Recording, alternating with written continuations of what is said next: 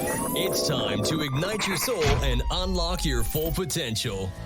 Join us on Beneath the Helmet, the podcast exploring firefighters' health and wellness. Hosted by retired Fire Chief Arjuna George, our podcast is the perfect place to start your journey towards becoming the best version of yourself. So come on, let's join the conversation and find out what sets your soul on fire. All right, welcome back. This is episode number 19, Beneath the Helmet. Today I'm joined with author, speaker, and retired law enforcement officer, Michael Sugrue. Michael is a retired police sergeant and also a former Air Force captain. In today's episode, Michael shares his efforts to smash the stigma around mental health and the issues about reaching out for help. He tells his story about his challenges with PTSI after several very traumatic incidents, including a fatal officer shooting in 2012. Unfortunately, Michael had to medically retire due to his traumatic stress injury, but this is also where his life changed, allowing for better awareness around PTSI and suicide prevention for first responders. Part of Michael's mission has been public speaking across North America and the world, but most recently, his latest publication of his best-selling book, Relentless Courage, Winning the Battle Against Frontline Trauma. This book is very interesting and one of a kind in regards to how it's formatted. The book was co-written with Dr. Springer, and she talks about how the experiences that Michael discusses in his chapters and the experiences and what he felt, the emotions, she also unravels that in an easy to understand way about how it's affecting the body, the mind, the nervous system during these stressful events. So I hope you enjoy this episode with retired Sergeant Michael Sugrue, and make sure you pick up a copy of his book. Pretty awesome. Until next time, stay well. All right. Welcome, Michael. I'm glad you can join us on Beneath the Helmet. Welcome to the show. That's my pleasure. Thanks for having me. Awesome. For our audience on the Beneath the Helmet, tell us a little bit of who Michael is, your background, where you came from, and what brought you up through the police service. That's a long story. I'll try to make it short. I was born and raised in the San Francisco Bay Area in Northern California. And for me, my interest in law enforcement and the military actually started at a very young age. And I was actually a police volunteer at 8 years old, eventually a police explorer in high school. And my original plan was to go into federal law enforcement, into the FBI or DEA here in the United States. And I knew if I wanted to do that, I had to go to college first off and get a degree. But I also needed some work experience in addition to just having that criminal justice degree. So I looked into scholarships and I got a full scholarship through the Air Force ROTC program. And I was commissioned in 1998 as a second lieutenant right out of college. I had majored in criminal justice, minored in psychology, and I got my first career choice, which was security forces. And that's basically military police, anti-terrorism, force protection, air-based ground defense. And basically I was going to do 4 years. That was it. Do my commitment, get out, go federal. And while I was in, a bunch of different things happened, 9/11 being one of them. And I was actually in Germany when that happened. And a short time later, I found myself in the Middle East. And I ended up actually staying in a little bit longer. I did almost 6.5 years active duty. I got out in 2004 as a captain. And I was already stationed back here in the San Francisco Bay Area. So I immediately transitioned into civilian law enforcement. I was hired by the Walnut Creek Police Department. And I started out like most officers do, working the streets.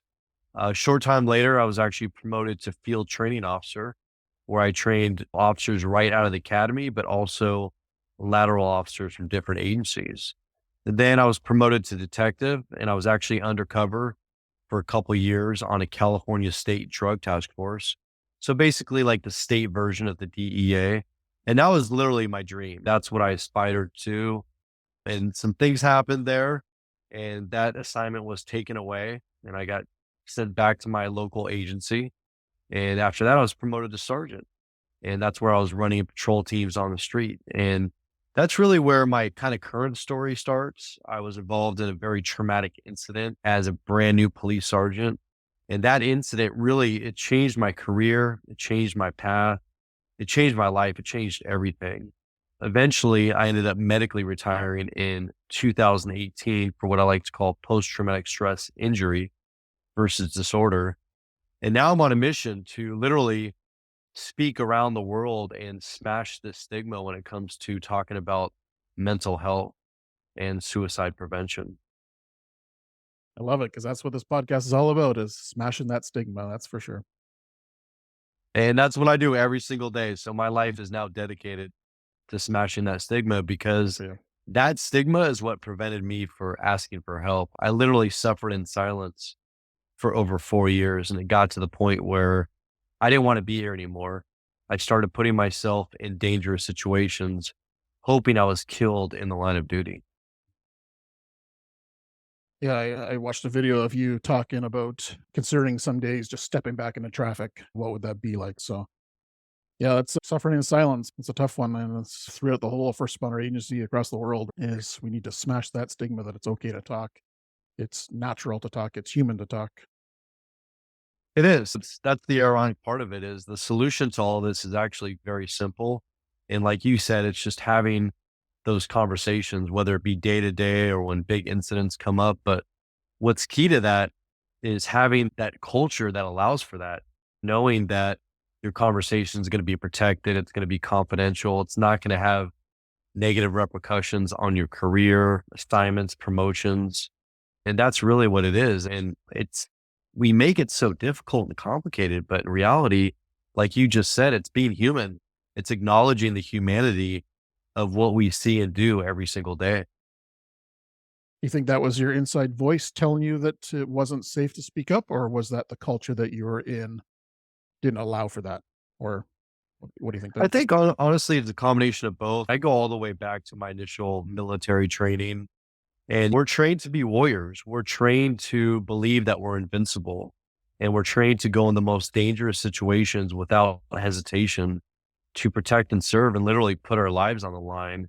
And I think, part of that is if we then acknowledge our feelings or talk about emotions, somehow that would make us weak and make us less good at what we do. And I don't think that's true, but I can take that even a step further. And when I talk about being a man, as young boys, it starts there. We're raised not to talk about our feelings or not to show emotions. And we just carry that on through our entire life. Yeah. Yeah, I can definitely relate. My emotion that I had a difficult time processing and expressing was anger. And it wasn't anger in outlashing, it was holding all in, holding in the anger, holding in the frustration, never showing it, bottling it up, which caused me a lot of harm versus getting explosive and angry out, projecting out to other people. So it's a toxic emotion to hold in or show in unsafe and unhealthy ways, right? Absolutely. Very toxic. And it's going to lead to physical health issues, mental health issues, and then it's going to have a domino effect into our families and into our personal relationships. And it affects everyone around us, not just ourselves. What was the final straw or the kind of final conclusion that you needed some further help and support, either retire or you needed some additional support outside of yourself? Another very tragic incident. After my shooting that I talked about, I endured a 4-year federal lawsuit where I actually ended up on trial in San Francisco in federal court. Mm. We ended up prevailing. Literally, we saved a couple. There was a man armed with a butcher knife that was trying to kill a couple barricaded inside their bedroom. And that subject then tried to kill myself and fellow responding officers. But we were sued immediately. Like I said, this drug on for many years. And I told myself that once this lawsuit was over, because I blamed everything on that as long as we prevailed, all my problems would go away. But in reality, the lawsuit actually made things much, much worse. And sitting there in court, in trial for 2 weeks, and just hearing these crazy, outlandish theories by the plaintiff's attorneys really started to make me second guess and question my actions that fateful night. Mm. And about a couple months after that, a week after actually Thanksgiving, so the trial ended September 2016. And now we're talking about a week after Thanksgiving 2016. One of my best friends, his name is John Davison. And we talk about this in our new book, and he has his own chapter in my book, but he was a Vietnam veteran. He was an Army military soldier, and he had endured a lot of just horrific things that he never talked about, things that he never shared with me.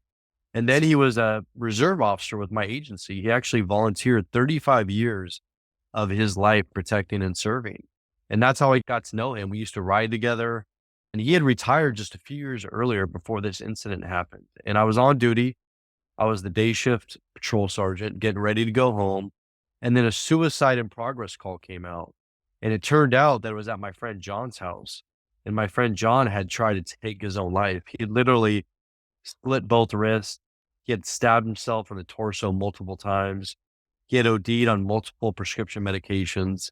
And I had just gotten to the regional trauma center when the ambulance brought him in, covered in blood, in and out of consciousness. And I remember I just had a few seconds with him before they rushed him off to emergency surgery. And I remember looking him in the eyes and telling him that he was going to make it through this, that he was going to survive. But deep down, I really didn't think he was. And I remember waiting for hours in that hospital, just feeling guilt and shame of why I didn't do something to help stop this or prevent it. Why didn't I see the warning signs that my own friend was suffering so bad to the point where he tried to kill himself? And then all I could think about was my young daughter at the time and about how she would feel, what would be the ripple effects on her if I died in the line of duty from purposely putting myself in these dangerous situations. So thank God he ended up coming out of surgery and he survived. He's alive today, doing very well. We talk all the time, and I tell him that he saved my life that day by trying to take his own life, because about a month after that is when I finally got the strength and courage to ask for help of 4 years of literally just suffering in silence, losing my marriage, losing everything around me to the point where I almost lost my life again. Wow. That's a story and a half. Who was the first, when you decided you need to reach out, who did you reach out to? Like a friend or a professional or? No, so I remember that day I literally broke down in my car. It was on the anniversary of my shooting, and I just cried in my car for 2 hours. And I remember just getting to the point where finally I just pulled out my cell phone and I called the on-duty watch commander for my police department. I didn't know who was going to answer or who was going to be on the other end because I didn't know which lieutenant was working that day. But thank goodness one of my friends, he's now a captain. He still works there, a great man. But he listened to me and he had the patience and we talked. And he assured me that everything was going to be okay. And he immediately connected me with one of our culturally competent therapists that we had contracted with the department. And he started making notifications to my chief and my captains and got that ball rolling to get the help that I needed. That's good. That's great to hear. So going back to the tragic day of the shooting, it's a horrible day, a tragic day. What lessons do you learn from that day that are propelling you forward? Well, that day, in an instant, this feeling of invincibility that I had my entire military career, my entire law enforcement career up to that point, it was just gone. I remember going out there every single day just feeling untouchable, that no one was ever going to harm me. No one was going to hurt me. And in that moment where I almost lost my life, it changed that. And I realized how precious life is. I realize now how important family is, how important my daughter is and everyone around me. At that time, I was so focused on my career. I was so focused on advancing and promoting. And someday I want to be chief of police. But now I look back at all these things I endured, how horrific and horrible they were, but it put me in a place today where I'm truly living life to the fullest. I'm living a better life now than I ever have. I'm more involved and more present as a father, as a partner than I ever was. And so I really look at it as a second chance at life. And I think a lot of people, they get so down and so desperate and they get this feeling that no one's going to understand them. No one's going to relate to what they're feeling. And that's how I thought. But in the work that I do now, I've met countless men and women, all areas of first responders, whether that's police officers, firefighters, paramedics, dispatchers, military members, but there's such a huge support system out there and there's endless programs and opportunities where people can turn to and get this help. Programs and things that I was never aware of. I had no idea. Definitely. I just finished a 2-day workshop on ASSIST, which is suicide intervention. And I thought that was probably one of the most incredible programs and courses that I've ever taken. It was a 2-day workshop, but it told me and it taught me how to comfortably talk about suicide how to say the word, how to approach somebody, how to talk to them through their intervention. Seems like a simple thing. Like I thought I knew what suicide meant, what it was all to do with, and I've never experienced it myself, being having tendencies for that, but I've dealt with people who are suicidal. But this 2-day workshop, the assist program, now I feel I really have a comfort level where I can talk to somebody and say, are you going to kill yourself? Are you thinking about suicide? And I think that's a program that I think, like you said, education wise, suicide intervention, suicide awareness, and I know that's what you're doing as well, is so critical across North America and the world.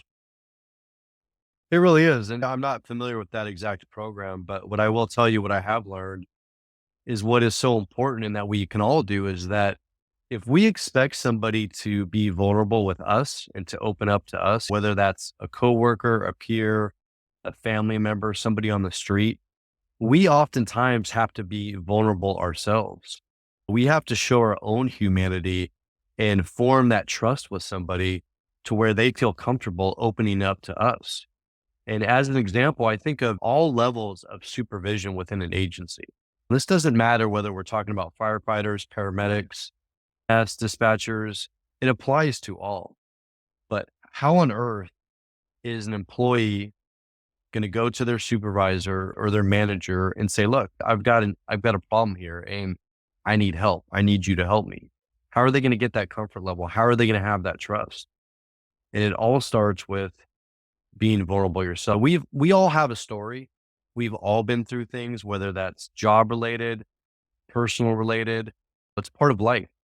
But we need to get rid of this perfect image that we all want to portray. We put on this badge and this uniform and we show this outward appearance of strength and resilience and bravery and courage. But I'm going to tell you right now, it takes real strength and courage to be vulnerable, to share what you've gone through and how you've endured and how you came out the other side. And that's what I do. I'm just sharing my own example. And it turns out that it resonates with just endless people out there because I'm not unique or special. Nothing that I've been through is. It's just that I'm willing to openly talk about it, the good, the bad, and the ugly. Yeah, that was one of my thoughts to ask you, was how you felt being vulnerable and open, especially in your book that we'll talk about in a bit, how open and transparent you were about your experience. Was that a difficult transition? It was extremely difficult because I never did that my entire life. I was that person who was the perfect Air Force captain, boots always polished, uniform perfect, hair high and tight. And same thing when I went to law enforcement and my career was off the charts. I was literally getting every assignment and position that I wanted, getting promoted quicker than anyone had. And so I was living a lie. Again, it was this outward appearance that everything was perfect, while inside everything was falling apart. And I remember when I first asked for that help, I was so ashamed, embarrassed. In fact, when I started my journey of recovery, and it was the very beginning of 2017, my plan was to go back to work. That was my plan all along. But during that time, going to counseling, going to first responder support meetings, going to week-long programs like the West Coast post-trauma retreat, I still felt embarrassed and ashamed. And although I talked to people within those very small circles, I didn't talk to anyone at my agency. I didn't tell anyone why I was off work. And then fast forwards when I medically retired in the summer of 2018, I still didn't tell anybody that I worked with that I retired for post-traumatic stress injury. Because still there was this just overwhelming sense of just shame and embarrassment and a feeling of being weak. And how this whole path got started, I truly believe everything happens for a reason. But about a year after I retired, this guy named Danny Bird, he was a former law enforcement officer. He was very big in health and fitness like I am. I didn't know him, but he found me on LinkedIn and he reached out to me. He was a podcast host and he asked me to be on his show. And I said, you know what? I appreciate the offer, but I don't want to do that. I don't feel comfortable doing it. It's not my thing. And thank God this guy literally harassed me. He kept bothering me to the point where finally I agreed to do it. And he said, look, I'm going to drive the 2.5 hours up to you. I just need an hour of your time. That's it. And so I remember we met at this cafe. I walk in, he's in the back room. He's got laptops on the table, camera set up, headphones set up. I thought we were going to get to know each other, have breakfast, but he's like, hey, I'm really sorry, but I've got only an hour. So we got to do this and I got to get out of here and get back on the road. So I sat down. He started asking me questions and I just answered him. I answered him straight from the heart. I didn't think about him. I didn't hold back. And then a couple weeks later, when this got released, this feeling of control where I was trying to keep it all in because of the shame and embarrassment, I couldn't do that anymore. It was literally out there for the world to see and hear.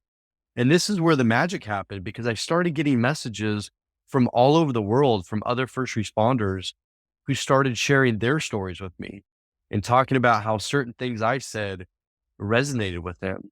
And that started this momentum of just podcast after podcast, which led to speaking and eventually led to this best-selling book that came out a year ago. And that's the ironic thing, is because I was one to never talk about my emotions, to never talk about my feelings. And in this book, I bare my soul. I bare it all. Like I said, the good, the bad, the ugly.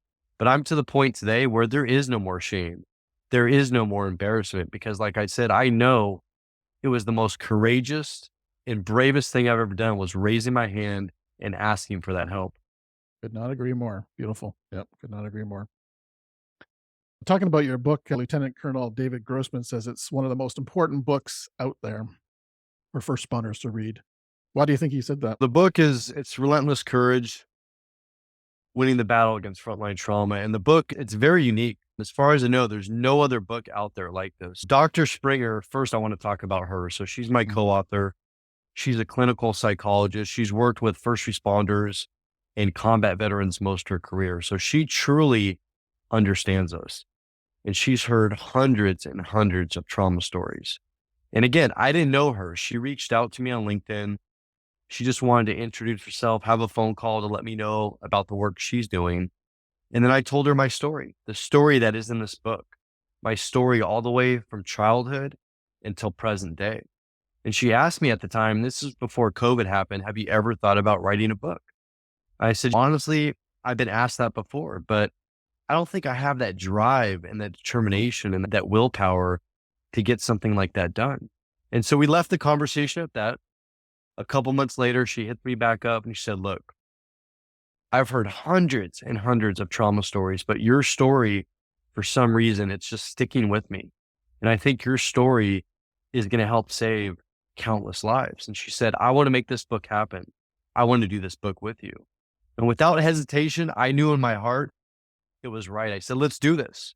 And so COVID happens, and we literally didn't even meet in person. For the first year of this, we did Zoom meetings every week for 2 hours long.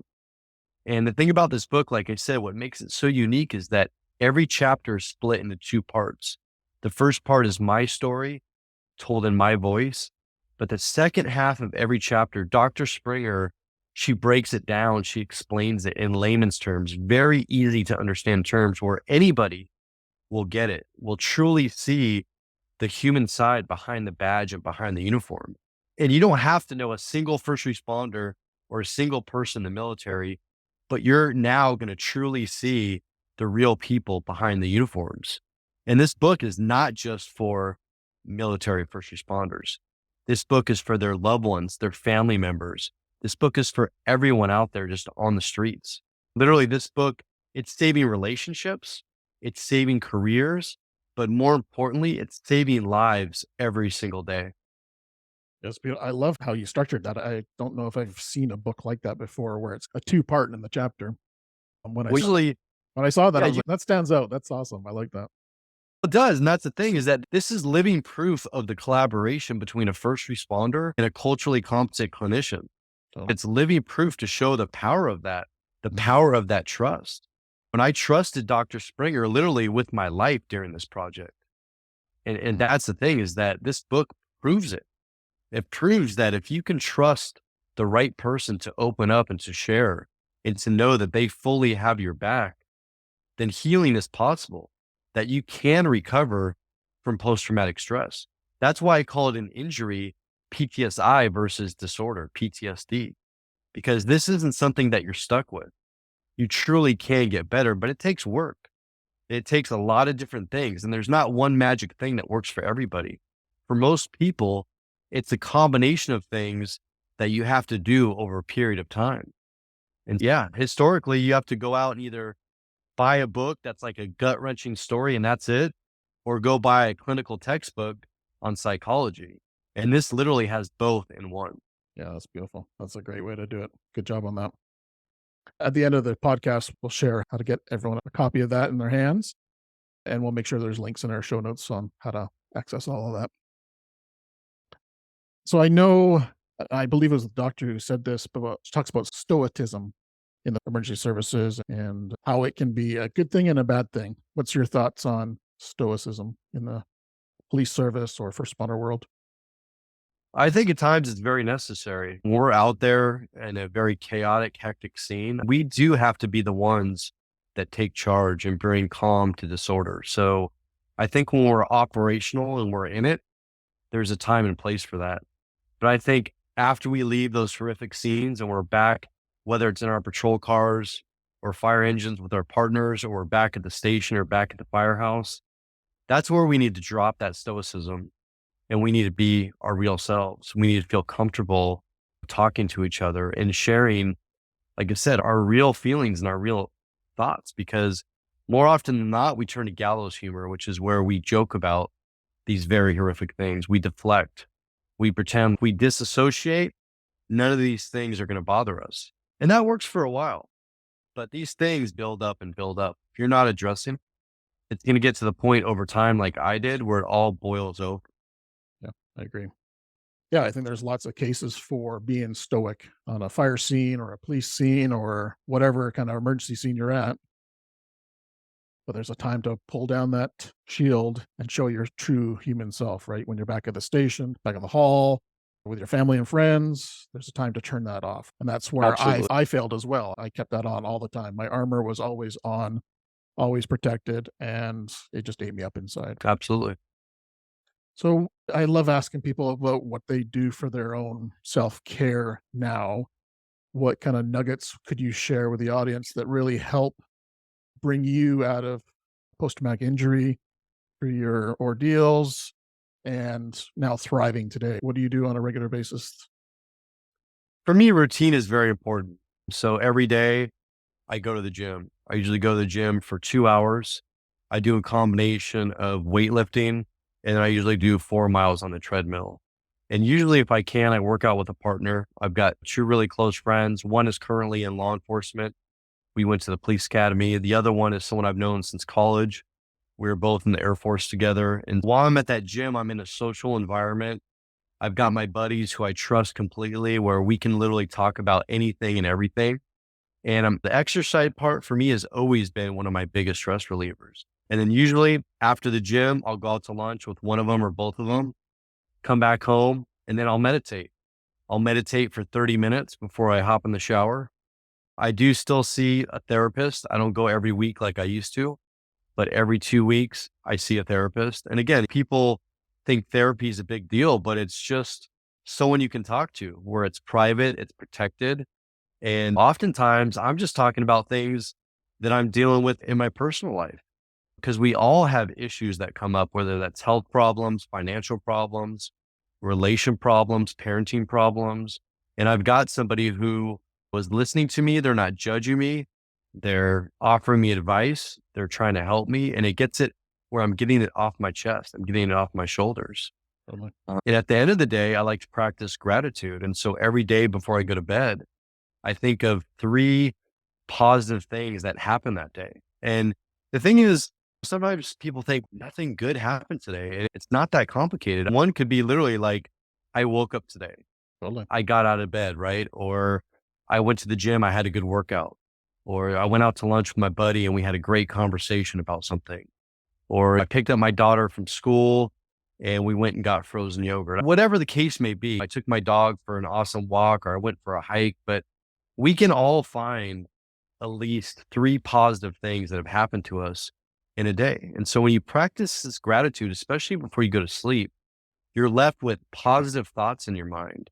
And so when you finally do go to sleep, it helps reduce nightmares, night terrors, things like that. And generally you wake up in a good mood, feeling refreshed and feeling positive and feeling grateful.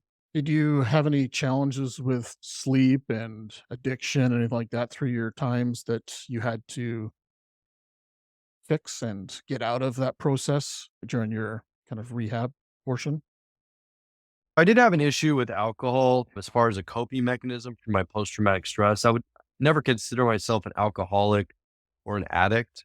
I still drink today socially, usually on the weekends if I'm out going to a concert or going to an event, maybe a couple glasses of wine a week. I learned to lessen the amount when I drink or why I'm drinking. And part of that was going to 12-step meetings or first responder support meetings. And part of that is just, like I said, focusing on my health, not just my mental health, but my physical health. And for me personally, it wasn't one of those things where I had to give it up or stop it altogether. But in the work that I do work with a lot of people who are alcoholics and who are addicts. And that's the other thing is that in my journey, I used to judge people like that. I used to look down upon people like that when I was a police officer. I was a very black and white person.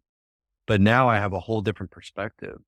And usually when I meet somebody who's an addict or an alcoholic, I have compassion, I have empathy, I have understanding. And there's usually a reason why they're using these negative coping mechanisms because they haven't dealt with that underlying trauma, whether that's childhood trauma, work related trauma, it could be institutional trauma or admin betrayal. And in my case, it was a combination of all three of those things. So now that you're going into police stations and other first responders across North America, are you seeing a better buy-in of your message, or is there still a wall up that you're still trying to get through, smashing that stigma? Things have definitely improved from when my shooting first happened at the end of 2012. But I can tell you that depending on where I go, each agency is different. And there's Mm. different parts of the country, different parts of states that aren't progressive as others. And so I still hear lots of horror stories from people who have tried to get help, or when they have asked for help, they've been shunned or outcasted or faced, like I said, admin betrayal. And that's one of the big things that I talk about in my book. And you and I haven't talked about it yet during this conversation, but initially my agency was very supportive in my recovery. But when it got to the point where it wasn't happening quick enough, then they wanted to get rid of me. It was kind of like one of those things where, hey, if you're not going to be back to work like next week, then have you thought about retiring? And it was like, no, I've never thought about retiring. And then a series of just horrific things started happening where my agency turned their back on me. And that's the real problem, is that admin betrayal. And that's usually the thing that pushes people over the edge. And yeah, we've come a long way, but I will tell you, we have much, much more work to do. Yeah, I'm glad you brought up the admin betrayal because it was a big thing for in my life as well. But I correlate it, and I'm sure you're well versed in this, but moral injury. Moral injury to me was different than maybe a soldier would experience. But when I was seeing unethical and stuff that just went against my beliefs, my core values, it hurt me to the core because I'm a very heart-led leader. That's how I lead. That's how I show up. And that hurt me internally as a leader, seeing this stuff go on that I had no control over. So it relates to that. Could you experience any moral injury in your life as well? Absolutely. And oftentimes this moral injury goes back to childhood. It's no accident that many first responders and military members choose these professions. It's more of a calling. And in my case, I would say it was more of benign childhood trauma. I had a father who was emotionally distant. He was an alcoholic. He was an addict. But in many cases, it could be as extreme as physical abuse, sexual abuse. And these things that happen to us early on in life actually make us very good at what we do. It makes us resilient. We overcome adversity. We become decisive. We become caretakers. And like I said, once we're out there in the fire uniform or police officer uniform, we become very successful and very good at what we do. But the problem is we just push that away. We never actually deal with that childhood trauma. And so when this moral injury or admin or institutional betrayal happens, it's like that childhood trauma all comes back. And now it's compounded with what we thought was a family, right? We thought was this blue family or red family where, these people had our back and they cared about us and would do anything for us. And then when we truly find out that no, we're just a number filling a position. And then when we need them most, they're not there. They abandon us. Yeah, I'm glad you brought that up because I think that was an important factor in my life. And I think that's an important factor in a lot of people's lives. Some even say it's more prevalent than PTSI.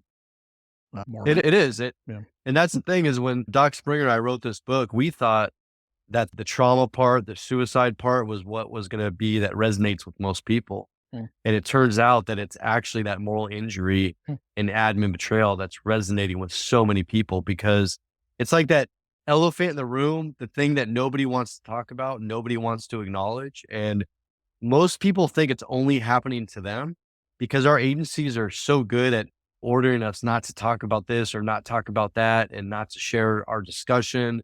And it turns out that the people to our left and right are dealing with the same exact things with their bosses or their administration. What's one key message you'd love to have the Beneath the Helmet listeners hear from you and your aspect of what you've learned through life to help them thrive in life once again? I'll just tell you that if you're out there suffering in silence and struggling and you feel alone, you think that no one's going to get it. No one's going to understand how you're feeling right now. I can assure you you're wrong because I felt that same exact way. And I promise you that if you get the strength and courage to raise your hand and ask for help, there's going to be help. There's going to be countless resources. And I'm not telling you it's going to be easy. My journey was very difficult and there was a lot of ups and downs. But if you stick with it and you keep an open mind and you try different things, knowing that not everything is going to work for you, I assure you there's a whole new life on the other side of this. There's hope. Absolutely. There's hope and there's help. So how can people learn more about you, follow you on social, connect with you, reach out to you? And most of all, how can they get your new book? So Relentless Courage, Winning the Battle Against Frontline Trauma. And it's actually been a #1 bestseller in both Canada and the United States. It's doing phenomenally well. So it's available on Amazon. Thank you very much. It's on Amazon. It's available in hardcover, paperback. It's also on Kindle. And actually last night, we just uploaded the audiobook or the Audible version. You can go on Audible, you can go on iTunes, and you can actually hear our story in our own voices because Doc Springer and I, we did this recording straight from our heart in our own voices. Now, as far as how to get a hold of me, I'm on pretty much every platform out there. All you have to do is type in Sergeant Michael Sugrue, Sugrue. I'm on Facebook, Instagram, Twitter, Truth, Parler, TikTok, LinkedIn. I'm on every single platform. I check my messages every single day. And if you send me a message, I assure you, I will definitely get back to you. Fantastic. What kind of new projects or new initiatives do you have launching for this year, 2023? Anything coming up? I'll be honest with you. I'm fully retired from work and I have a 12-year-old daughter who is my everything. She's my life. I have her half the time, full time. And my priority is living life to the fullest. For me, I do speak nationally, but I limit it to 4 or 5 times a year. That's it. I just got back from Maine and I'm actually going to Florida in August and I'm going to Virginia in September and I'm done for the year. I'm not doing any more speaking engagements till the following year. For me, it's my only goal or project is living life right now. That's it. Yeah, you can't beat that. And good boundaries. Exactly. Good boundaries you have that you've set in place that you're not running yourself ragged doing. Because I know speaking can be one of those gigs that can tire you out very fast. Sometimes you can be in the air for 200 some odd days a year. And that's not the life I want to live. Yeah. No, and I just had a horrible experience where I was stuck in the airport for 10 hours and had to stay the night and be driven 2 hours to another airport. And yeah, so it takes a lot out of me. And it's not just the traveling part, but I'll be honest with you, I hate public speaking. I get nervous, I get anxiety, but I also know that when I do it, I'm helping people. And I'm also helping myself because sharing is healing. It's not only healing for ourselves, but it's healing for other people. And we all have a story. Every single person listening to this, watching this, you have your own story and your story can help heal other people. So I encourage you, whether it's in just a simple conversation, it's on a podcast, it's at your agency, consider sharing your story because it will help you as well. Yeah, that's a great way to end it there. Perfect. What is one question that I did not ask you that you wish I asked you? I would say, what's one of your biggest regrets in your professional career? It's So, probably the question I would have asked me. yeah. So what's the biggest regret? I would say one of the biggest regrets is early on, I made a conscious decision that I would never bring work home, that I would never talk about the job with my family. And I truly thought I was protecting them. I was shielding them from the ugliness of what we do. But what happened was, is I further isolated my spouse at the time. We've since divorced. I lost my marriage, but I didn't have that healthy, established relationship early on. And I'm not talking about sharing the gritty, nasty, ugly details of the job, but I'm talking about communication. I'm talking about when you come home in a bad mood because of something you saw that day at work, that you simply express that and maybe just say, look, I went to a really bad car accident. I just need some time to decompress. Just give me like an hour. I'm going to go for a short walk, come back, take a shower, and then we can talk, we can have dinner, that type of thing. Because when I came home, my family was walking on eggshells around me because they didn't know that. They just assumed it was something they did wrong. And that's where this communication comes in. And so when I waited 8 years and when that shooting happened, it was too late for me. It was too late to open up those lines of discussion and communication. So if there's people listening or watching to this, share, talk about it. Don't make them think that it's them that's putting you in that bad mood. Express what you had to deal with or what's going on at work, because your family matters more than your job. It matters more than your career. Your family are the ones that surely have your back. But you've got to let them in.